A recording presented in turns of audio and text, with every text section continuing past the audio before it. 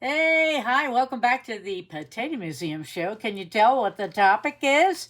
Tater Tots and Tim Walz, too. And in fact, oddly enough, we've never, have we? I don't remember having a tater Either tot. one of us have had a tater tot, which exists apparently all over the planet, in fact, all over the world. Yeah, I love this bag. It shows growing, harvesting potatoes. Yeah. Idaho or Oregon and Idaho, a big potato country. Oregon used to produce a lot of potatoes, and that's where these company got started, right on the Oregon-Idaho border. And we're going to talk about the history of that. So, you ready? Next slide, please. Oh, okay, here I go. Boom. So, these guys, They're brothers. yeah, they're brothers, Nephi Grigg and Golden Grigg, were growing potatoes. They were selling fresh potatoes, and then they switched to producing frozen French fries. And they were concerned about all the waste that they were having to take over to the feedlots. So instead of taking the waste from making frozen French fries, they came up with a product which what they would cook the scraps. They would then flour, I believe. And then that mush or that mash, that dough, they shoved through those lovely little holes in a piece of wood. This plywood. That's the original one that first created the tater tots. And next slide, please. Oh, that. Okay, here I go. Boom. So look at that. Yeah, this is a company that produces the extruder machines, and we're going to go over here and show you how this works. Okay, let's see what happens. We're going to watch this extruding. I love this. Ew. See, there's the dough coming down. Yeah. The tater tot, potato, and flour. Look at that. And then it gets it's dropped into a bin of oil. No. It gets dropped onto this little conveyor belt. Wait a minute, I thought we were going to see. Yeah, and then stuff coming out of. Yeah, we're just showing it the tater tots being formed by this machine, which is actually very mesmerizing. And then, of course, this would get frozen. This would not be cooked, but then the consumer buys the frozen product here and then fries it himself or herself to make those.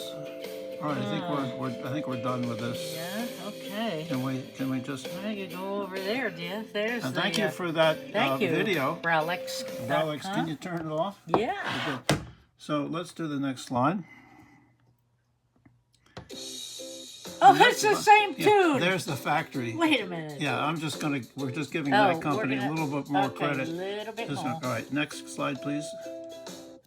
So there's their trucks. So they started trucking their products, tater tots, all over the place, and they became just a huge hit. And with all sorts of applications in cooking. Is there a baseball team?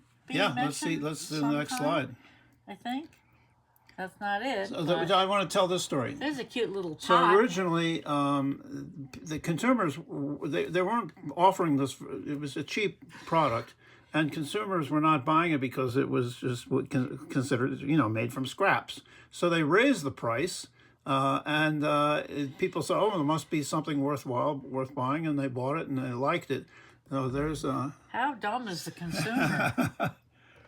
Oh, look! So now it's a thing. Yeah, it's a thing. It's people have tater tot days. This is in San Francisco. A whole celebration of it. That was a few years ago. Yeah, well, they're still having them, I think. And then this is the Tater Tot Festival, which is in the hometown of the Tater Tot, Ontario. Go in on those little tots a little bit. Ontario. Aren't they cute? Oregon. Yeah. The home of the Tater Tot. Very cute. Yeah. Very cute.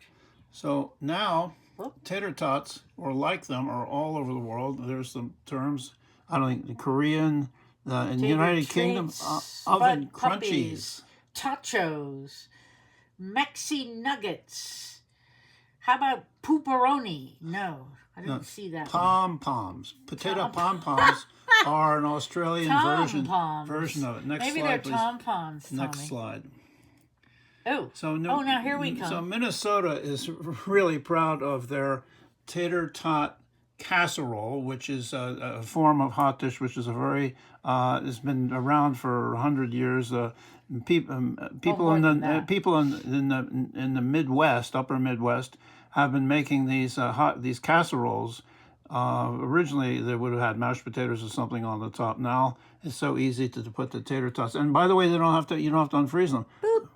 Oh, look, there's the baseball team. In Minnesota, excuse me, in North Dakota, Minot, they have a baseball team named after the Hot Tots. Look at this little guy. And the Hot Tot is supposedly sitting in a hot casserole Well, dish. he's actually standing. Yeah, this is home plate. He's standing on home plate, which is a tater tot hot dish. Look at that. Okay, That's next slide. a pretty angry-looking potato tot. And look at him. Ooh. This is the mascot that goes around, and you can see Ferocious. the team shirt there. Okay. All right.